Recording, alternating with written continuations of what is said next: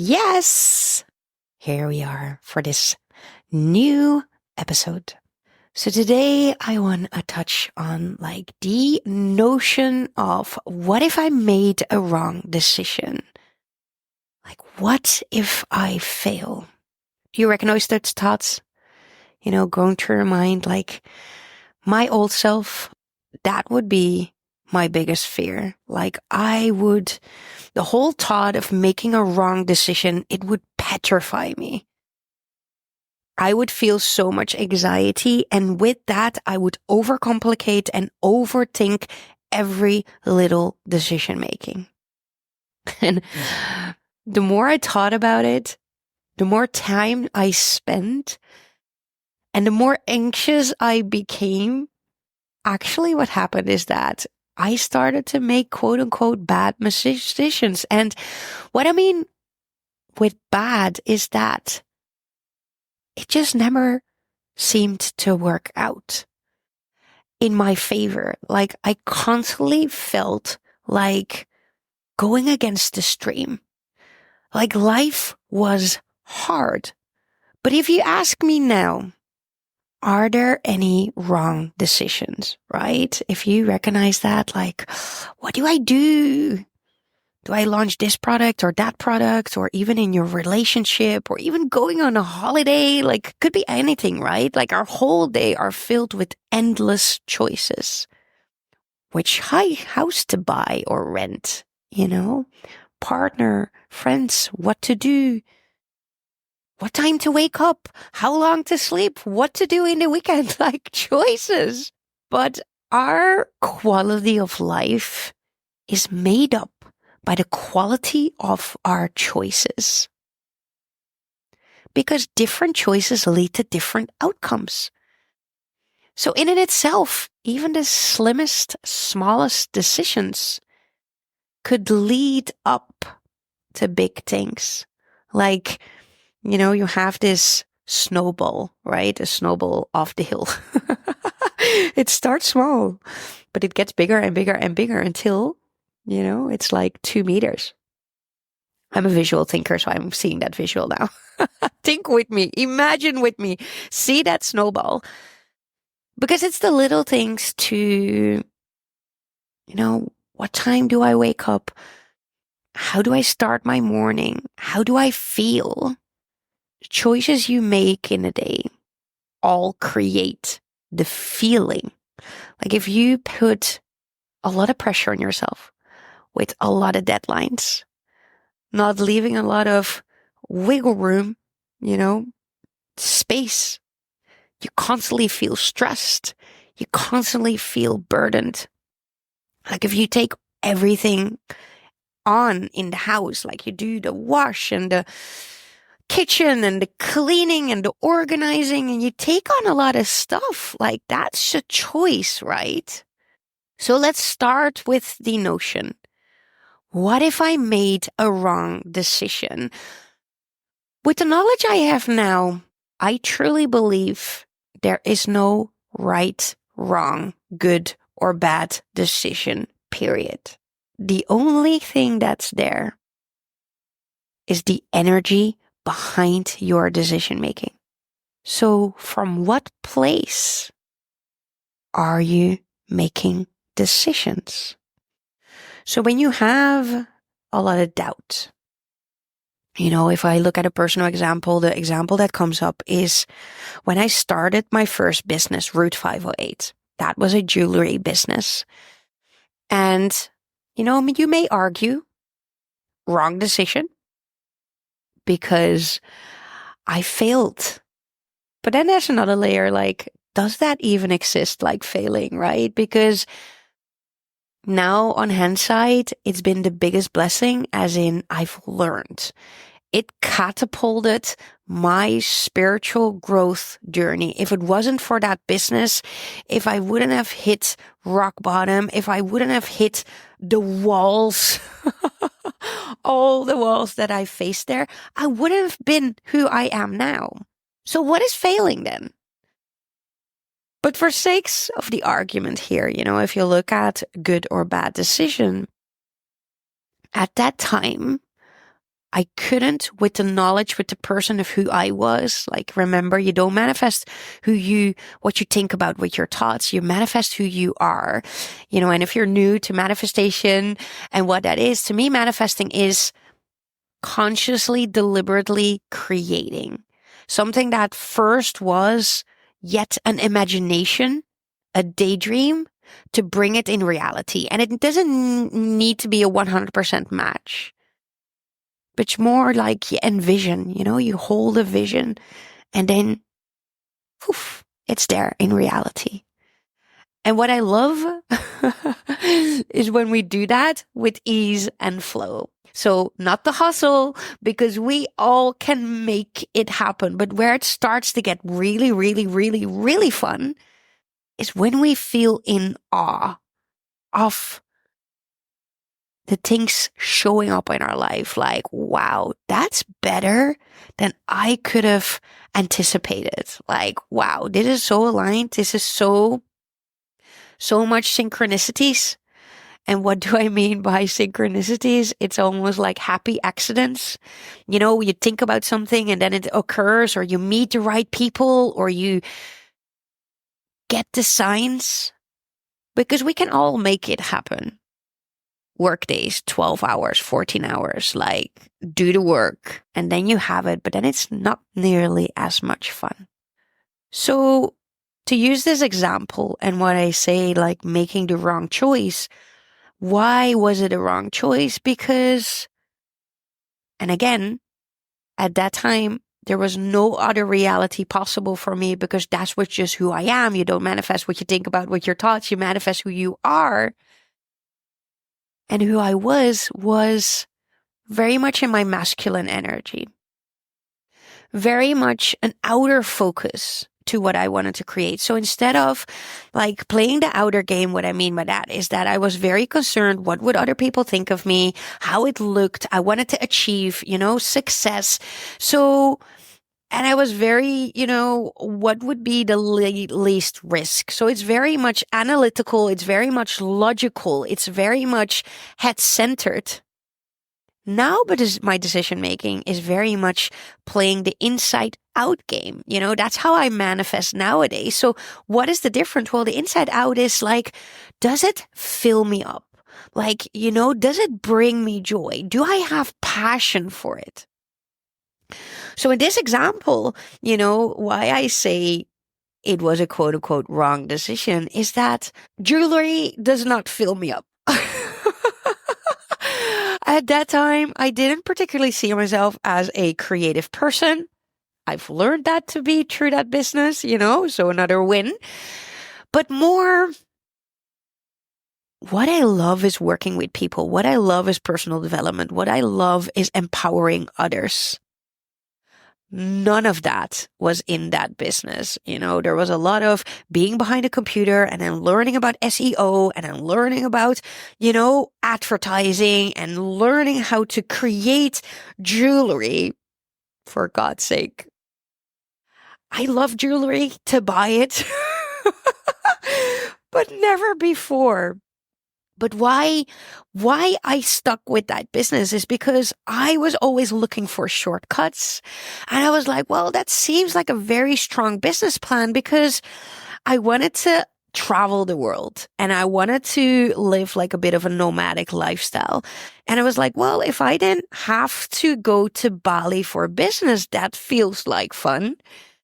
And then wouldn't it be fun if then, instead of only having my web shop, then to only have also have the retailers that would sell it.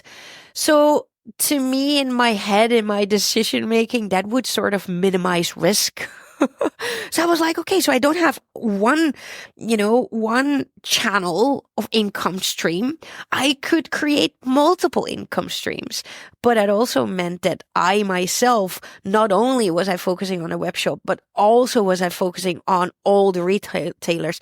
So talking about spreading yourself thin, doing the hat of the logistics, the customer service, the designer, Like the website copy, suddenly needed copywriting for all the product descriptions, needed to create, what is actually the price, the investment for the client and the customer, and creating all this packaging together with all the retailers, the photo, everything. Recipe for disaster. And it led me to burning out. Nearly burning out, but on the edge, like exhausted, tired, like I no longer felt alive. But this is the thing, right? Being the woman that I am now, having this podcast, what we people, human, deem as a quote unquote wrong decision, as how I was explaining it, that would have never let me on the journey that led me to today, right here, right now.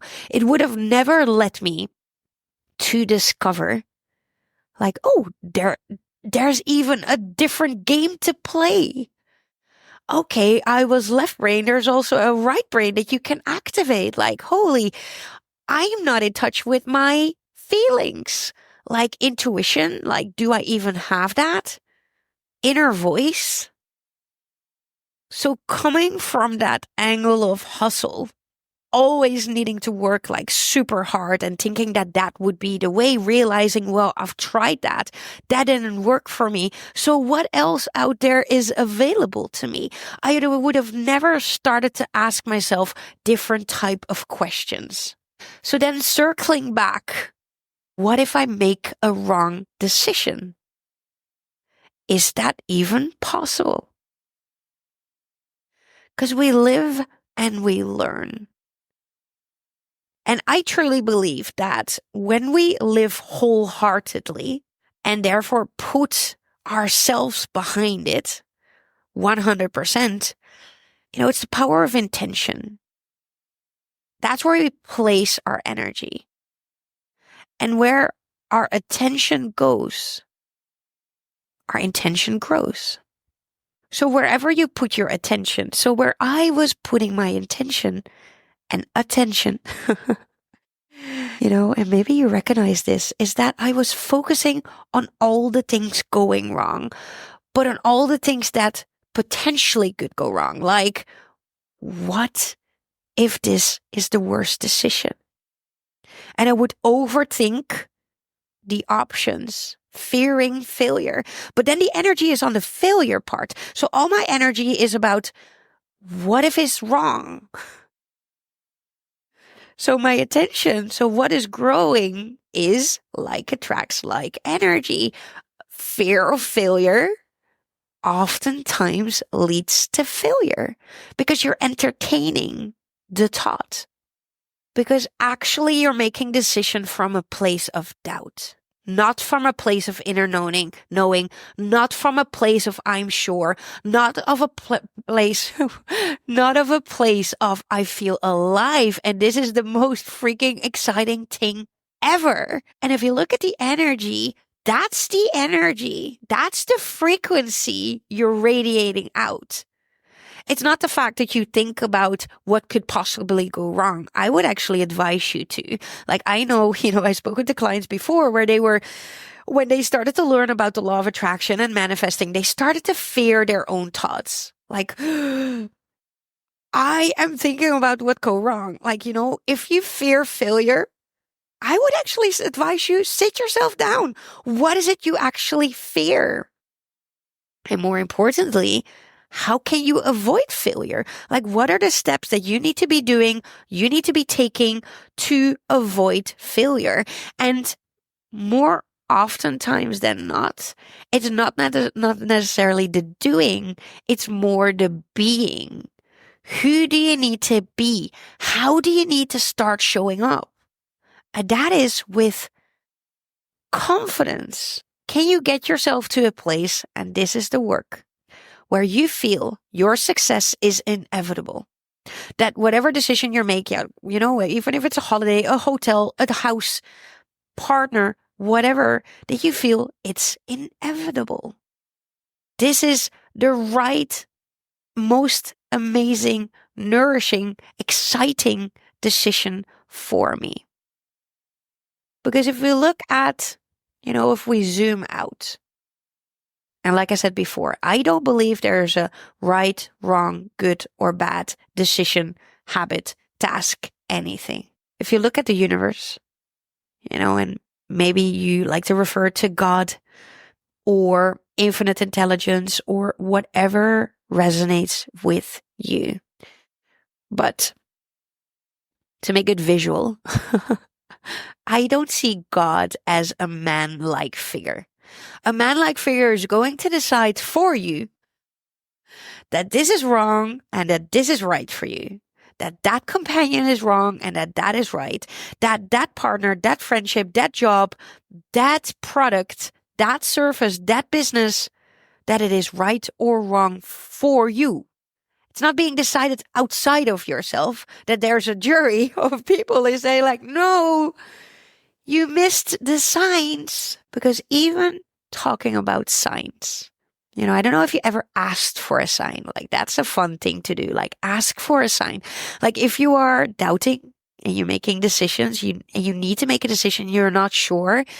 So let's say, you're home shopping for your next house, and you can't seem to get to a decision to either have home A or home B. And you go for home B and you ask the universe, like, can you please give me a sign? Like, if home B is the right one for me. Like, I would actually argue, and I've had this discussion with many of my clients already, where like, I don't know what to do. And I'm like, I know you know what to do, but you think you don't know what to do because there's always this doubt, or what would other people think of me, or the mind that gets in the way because it wasn't initially what you thought you needed. Again, it's left logic, analytical brain that needs to get out of the decision making and do it with your whole heart. What feels exciting? What feels uplifting? What feels energizing? What feels like, can life really get that good? That's up to you. Like, that's a choice. Like, can you allow life to be this good? That it becomes wow instead of okay. I'll settle for okay. In the last episode, I shared, you get what you tolerate. Like, what are you tolerating? What are your standards? So in that sign, asking for a sign, give me a sign, God, universe, whatever, give me a sign if home B, if that's the home for you. What you're actually doing is you're in a way, you're outsourcing your power, right? To the universe, so it is a spiritual practice, but still you are in doubt. That's the energy. And you're asking something outside of you for your confirmation, for a sign. You know what the beauty is of this practice? And if you haven't done it already, like, it's so fun, and like, even try and ask for a very specific sign and practice. This is literally a practice, but the thing that's the actual sign. So let's say you asked for a butterfly and you get the sign that it is home B, but then suddenly you feel gutted. Then suddenly you feel like, oh, no, because home A had that beautiful garden and I could see myself on that terrace and it has this beautiful big windows that I could already see myself working. And like, no, but I asked for the sign and the sign is B, so apparently I'm wrong. But that's the real sign. That internal feeling, that's the real sign, because you, my friend, you hold the power. That nothing or no one can tell you what to do. So it's so important to keep a close, eye on how you are feeling when you're moving through, a big decision making process. And the most important thing is to literally give yourself space. Give yourself space to think about it, to let it sink in, to play, the different parts, the different roles, to visualize all the things. Because your feeling of disappointment or your feeling of excitement, that's the sign. So then, can you not make a wrong decision? Well, if you hurry into it, if you put a lot of pressure on yourself, like, and I keep saying this, like attracts like energy. So when you make a decision out of fear, the fear of judgment, the fear of failing, and the fear of failing, and therefore you launch a product that is very general, like vanilla. You're like, okay, there's no way this won't fail but with that, you're not listening to your heart and you're not doing, you ever feel that pull where you feel inspired, but you're like, oh, I'm not sure if that will work out. And then you hold back. So it's getting to a place where you feel so sure, where you have such an inner knowing that there's no reality possible where it will succeed. And that with that energy, that's the energy that you bring into the decision making. And when you bring that to the decision making, you cannot fail. So I have a lot of examples of quote unquote failure. But what I've learned, and the more afraid you are of failing, the more afraid you are of success. Because failure is inevitable and, dare I to say, the stepping stone towards success. Because there is no bigger, stronger way of learning, and with that literally getting stronger, than failing. I don't even like that word, because what does it even mean? You either win or you learn. You fine tune. Like, even if you had lived, or, let's look at a relationship, a failed marriage or a failed relationship, you now know what you're looking for in a husband, in a partner. You know the habits, the traits that you will no longer tolerate. So when we have a broken heart, and when we feel like we lost on certain dreams and we feel like we failed, there are gifts. There are gifts in the darkness. There are so many gifts in the gold. But you have to be willing to go through the mud and sometimes change your perspective to see like, well, no, it's not really failure. What it has done is it shaped me and it empowered me that I am more clear. So therefore have more clarity, not about what I do not want, but what I do want.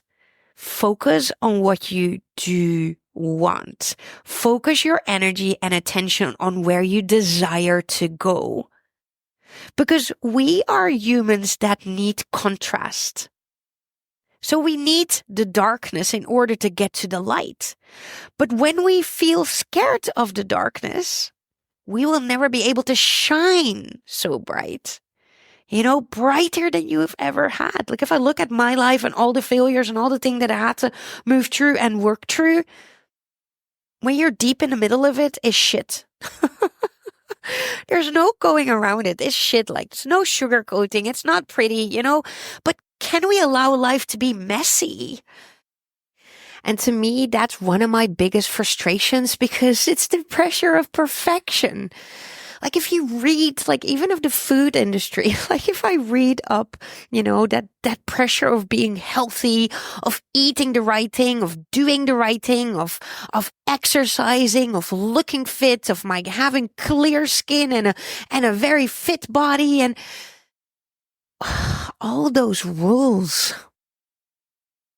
Like what works for one doesn't have to work for all, right? One is vegan, the other eats meat, the one drinks, and the other doesn't. Like, can we stop with all the labels and all the judging and all the pretending that we know how we're supposed to play this game called life?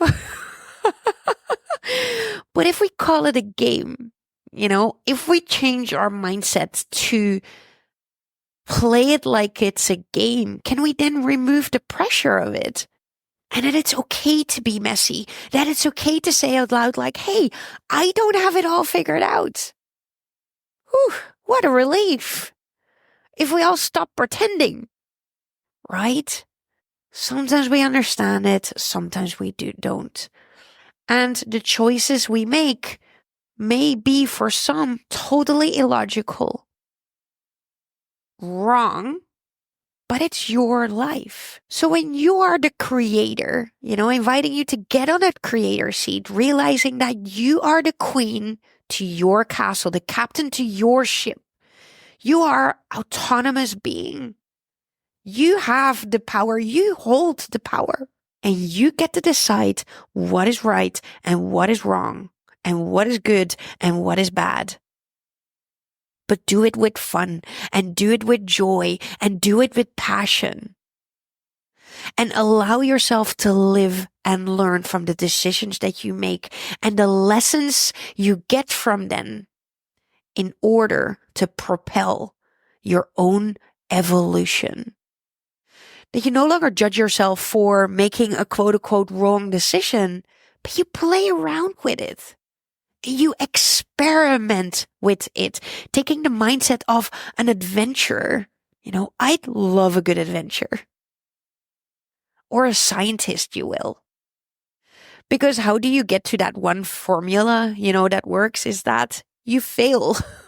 You fail a million times and then you find that one that works, but therefore you need to be willing to fail.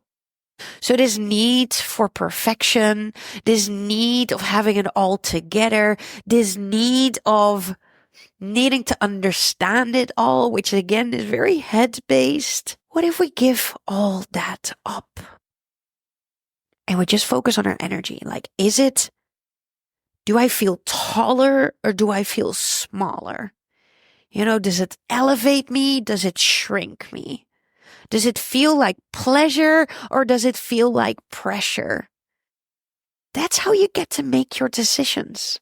And this is something that you learn, talking about my experience, Route 508, and also questioning, like, is there something like making a wrong decision? And is there something like failure? Through that hardship, through my hardship, through encountering again and again and again, like, why does life feel so damn hard all the time?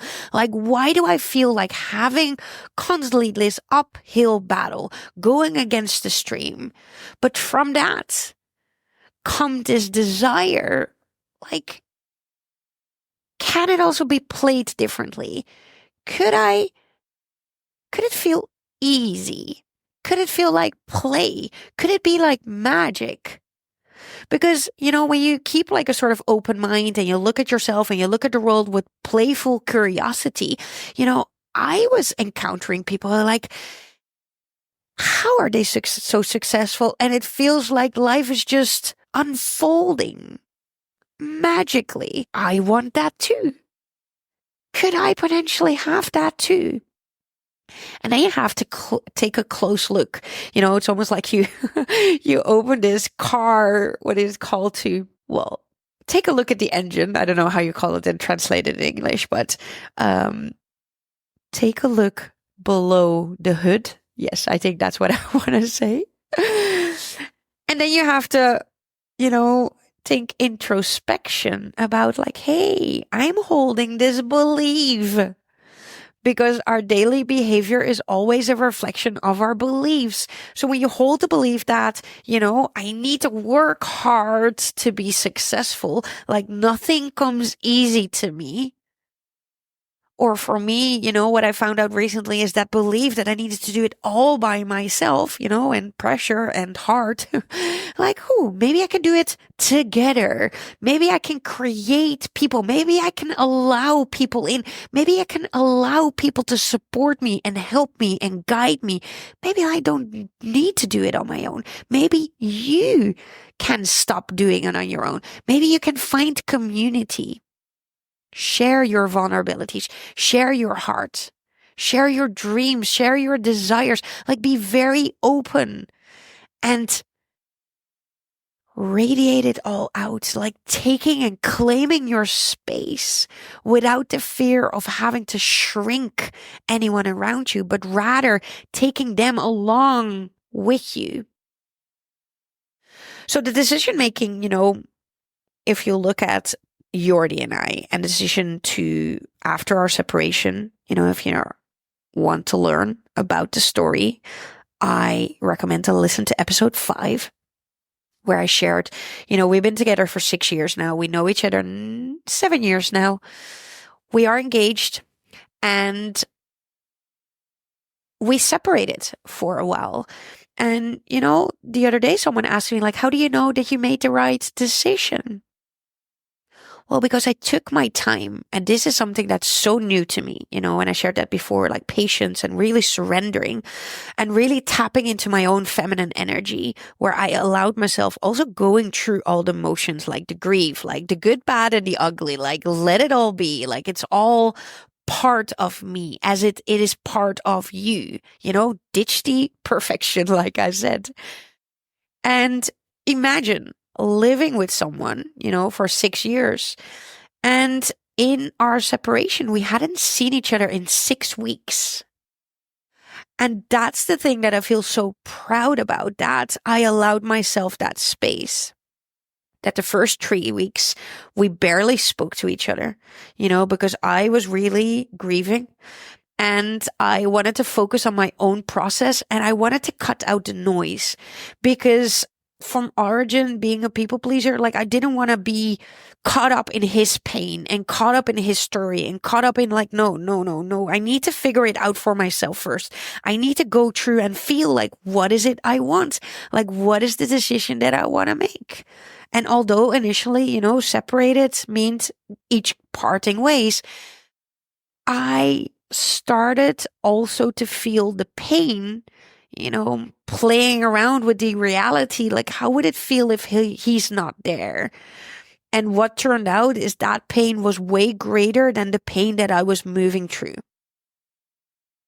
And I remember, and this is so important, especially in relationships, like at the start of a relationship, one of us always needed to win, but if one wins, the other loses. So it's a decision like, okay, we're both on the same team. Like if one loses, actually everyone loses. Like no one wins. Like let's play this game and be a team in the same team. So that also takes taking your ego out. And if there's one thing I learned is when you feel not seen, it's also because you're not letting yourself be seen, as in you're not allowing yourself to be vulnerable and letting people in. So I remember this trip, I think it was a week and a half after separation. And the first 3 weeks we nearly spoke, but there was the occasional contact. And one moment was this, that I was going to Portugal and I literally felt on top of the world, and this is grieving. On top of the world, and I felt so empowered because I was making all these power moves. I decided, I'm going on these trips, and I was going to Bali after, and I was meeting my family who I hadn't seen in my whole adult life. And just, even though that it felt scary, it also felt like, ooh, look at me making all these decisions. And I started to play around like, life on my own. And I was like, yes, this is life on my own. And I feel so good and I feel so powerful. And then with the blink of the eye, I started to cry, like crying, sobbing. Because in that moment, driving over the bridge, it hit me that I was like, okay, but the idea and the thought and the vision of never traveling with him again, like never going to Portugal again together. And it broke me down in tears. And instead of keeping that all to myself, what I did actually is I called him, because I really wanted to hear his voice. And why, and everyone's story is different and everyone's choice is different. Like there's no good, bad, right or wrong, right? So I didn't have anything to lose. So I didn't need to pretend to have it all together. Like I was just sad and I really wanted to hear his voice. So I called him. And this has been part of my decision-making process in getting back together, is that I allowed him to show me how he was dealing and supporting me through this whole process. How is he dealing with my sadness? How is he dealing with my grief? How is he dealing with my feelings of betrayal? Like, how are we moving through this together? Because it is, when you decide to get back together after something like that, you need to literally do it together. So allowing someone in, those moments gave me the answers. It was those moments, like I remember in Bali, like we hadn't seen each other in 4 weeks, I think, around at that time. And we FaceTime for the first time. And it was that the looks in our eyes, and just that despite all the important conversations that we needed to have, it was that feeling of, happy to see you, happy to see your face. Like, yes, there are issues, but to me, realizing that the pain of, if I knew what I knew now, what I knew back then already in Bali, like from all the internal work and just suddenly being so observant of my own part in this whole thing, I felt deep sadness, talking about making wrong decisions. I feel deep sadness. Like, if I knew what I know now, I would have been with him differently. I would have showed up differently. I would have supported him differently. And that broke my heart. That broke my heart, thinking like, what if I never get that chance? And then it's up to ourselves. Like, okay, can we then grab the opportunity, and can we then make it better, do better, empower ourselves to be better? But if you look at the wrong choice, moral of the episode is that it's a whole domino. And when we trust ourselves to make the right decision with what we have, with what we know, so the key is trust ourselves, that we do what's right always. And we stop overthinking, and we stop overcomplicating, and we literally trust the energy of passion and excitement and joy and magic and just expansion, even though that doesn't make any sense, but it just makes your heart sing. Even though it's hard, and even though it's scary, and like I said, even if it doesn't make sense. And trusting, like, that masculine energy and that critic, and that, all the layers of myself that I'm now seeing and transmuting, alchemizing, releasing. If it wasn't for that behavior, Jordi wouldn't have done what he did. But if he wouldn't have done what he did, I wouldn't have that wake up call that I was being what I was. And that wouldn't have allowed me to become who I am. So stop fearing the fear and go all in on life and let it be messy, because that's how we live. Because what's the alternative, right? Is that we sit in the corner because we're afraid to fully show ourselves, to fully be ourselves, to live our full truth and live our full passion and live our freaking highest potential. The alternative is that we rob ourselves from the lessons to become who we are meant to be. So to enjoy the freaking ride and have a fucking ball game. Oh, this is funny. If you're watching the video, I said peas and it gave me balloons. Anyway, we're recording video for it to be on Spotify. This is a nice wrap up. Go all in and live wholeheartedly. Embrace the lessons, the good, bad, and the ugly. And look for the gold. Look for the gold, because there lies your power. Thank you so much for being here with me, and I wish you an amazing day.